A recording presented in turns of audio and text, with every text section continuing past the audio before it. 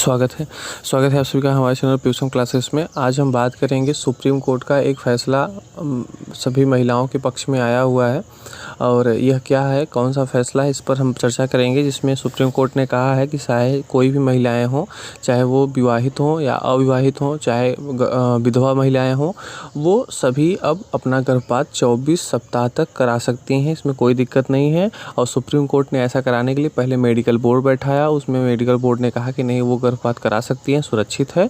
तो फिर supreme court ने कहा कि सारी महिलाएं अपना जो है गर्भपात करा देंगी। मतलब कि सुप्रीम कोर्ट ने एक अपना ऐतिहासिक फैसले में देश के सभी महिलाओं को 24 सप्ताह के भ्रूण के गर्भपात की अनुमति दे दी है। कोर्ट में मेडिकल टर्मिनेशन ऑफ प्रेगनेंसी यानी MTP एक्ट के तहत विवाहित और अविवाहित महिलाओं के बीच भेदभाव को गलत बताते हुए संविधान के अनुच्छेद 14 का उल्लंघन करार दिया है।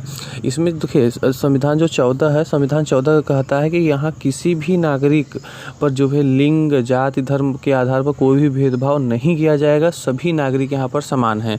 तो इसके पहले क्या हुआ, अब आज का कानून तो ये था, लेकिन इसके पहले का थोड़ा समझ लीजिए कि किस पर इतना बवाल हुआ है। तो बवाल इस पर हुआ था कि जो अविवाहित महिलाएं हुआ करती थी, वो उनको गर्भपात कराने का 20 सप्ताह तक ही अनुमति थी, लेकिन अभी उसे बढ़ा करके 24 सप्ताह तक कर दिया गया है कि अब कोई दिक्कत नहीं है, 24 सप्ताह तक करा सकती हैं।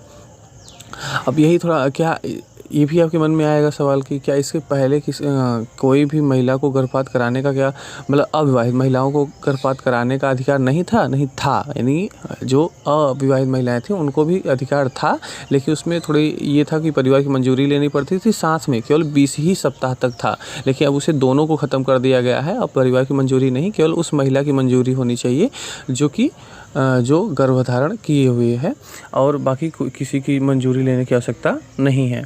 और सुप्रीम कोर्ट ने ये भी कहा है कि इसे जो है उठा करके 24 सप्ताह करने का एक मकसद इनका एक और था कि जितनी भी महिलाएं हैं, चाहे वो विवाहित हों, अविवाहित हों या फिर विधवा हों, वो सभी यौन संबंध में लिप्त हो सकती हैं। ऐसा नहीं कि केवल वो एक मतलब केवल सोचने की बात है कि जो वैवाहिक महिलाएं हैं वही ही यौन संबंध कार्यक्रमों में लिप्त हो सकती हैं, सेक्स संबंध बना सकती हैं, रिलेशनशिप में रह सकती हैं। बाकी जो अविवाहित महिलाएं वो ऐसा नहीं करती हैं, लेकिन वो सब उन्होंने कहा कि गलत है, ऐसा नहीं है। सभी महिलाएं अपने इच्छानुसार किसी भी के साथ अपना यौन संबंध बना सकती हैं, वो उनके अधिकार के ऊपर है। और साथ में ये भी कहा कि अविवाहित महिलाओं को समान रूप से हासिल है संविधान के अनुच्छेद 21 के तहत सेहत और अधिकार, और विशेष रूप से व्यक्तियों के प्रजनन स्वास्थ्य की रक्षा करना राज्य तथा सकारात्मक दायित्व है। मतलब कि इसमें 21 का मतलब उन्होंने कहा, अनुच्छेद 21 का भी थोड़ा नाम लिया। तो अनुच्छेद 21 कहता है कि देश के किसी भी इंसान को उसके जीवन या उसकी स्वतंत्रता से वंचित नहीं किया जा सकता है, ना ही किसी व्यक्ति को भारत के कानून के समक्ष समानता या कानूनों के समान संरक्षण से वंचित किया जाएगा। यानी कोई भी व्यक्तियों को यहाँ पर ऐसे नहीं है कि वो किसी और के लिए, मतलब कहने का मतलब है कि और किसी के लिए अलग कानून हो, किसी और के लिए अलग कानून हो, नहीं, यहाँ पे सभी को समान अधिकार दिया गया है। वो अब उनके ऊपर क्या अच्छा है क्या बुरा है वो समझने के लिए, अगर वो 18 साल के ऊपर हैं तो उनको वो अपने मन से अपने स्वास्थ्य के लिए कुछ भी कर सकते हैं। उन्हें यह अधिकार अनुच्छेद 21 देता है कि वो अपने स्वास्थ्य से, अपने शरीर का, अपना खुद का जो है एक तरीके से इंसान है, तो अपना सोच समझ के जैसे भी उनको लगेगा अच्छा, वो उतना कर सकते हैं, कोई दिक्कत नहीं है इसमें। तो एक महिला थी, मणिपुर की महिला थी, ये दिल्ली में रहती थी। ये अविवाहित हैं और इन्होंने देखा कि उनका जो है गर्भ वो मतलब 20 सप्ताह से अधिक हो गया था। तो इन्होंने पहले दिल्ली हाई कोर्ट में अपना याचिका दायर किया, लेकिन जो हाई कोर्ट था उन्होंने कहा कि नहीं, आप मेडिकल से जो कानून है, जो पुराना कानून है, उसी के हिसाब से आप चल सकती हैं। इसमें कोई नया कानून नहीं है हमारे पास, तो हम आपको यह अधिकार नहीं दे सकते हैं।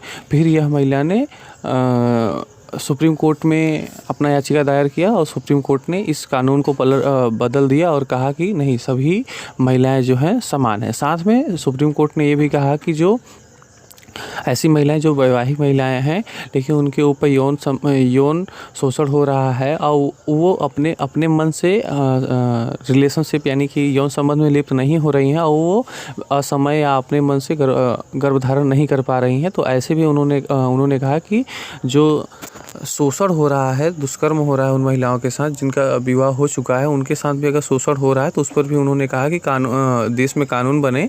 और साथ में एक बार 2017 में बात आई भी थी जिसमें कोर्ट ने पूछा कि ऐसा कोई कानून बनना चाहिए जिसमें विवाहिक यौन शोषणों पर कोई ध्यान दिया जाए, मैरिटल रेप के ऊपर कानून बनना चाहिए। तो सरकार ने कहा कि नहीं, अगर ऐसा किया जाएगा, मैरिटल रेप के ऊपर अगर कानून बनाया जाएगा तो फिर थोड़ी दिक्कत खड़ी हो जाएगी। और यहाँ पर जो वैवाहिक चीज़ें हैं, जो वैवाहिक संबंध हैं, यानी यहाँ पे कहा गया कि कुल मिलाकर वैवाहिक दुष्कर्म का अगर अधिकरण किया जाता है यानी अपराधीकरण किया जाता है तो ऐसा यहाँ पर सही नहीं होगा, क्योंकि यहाँ पे विवाह व्यवस्था जो है वो डगमगा जाएगा, यहाँ का जो समाज हो गड़बड़ा जाएगा।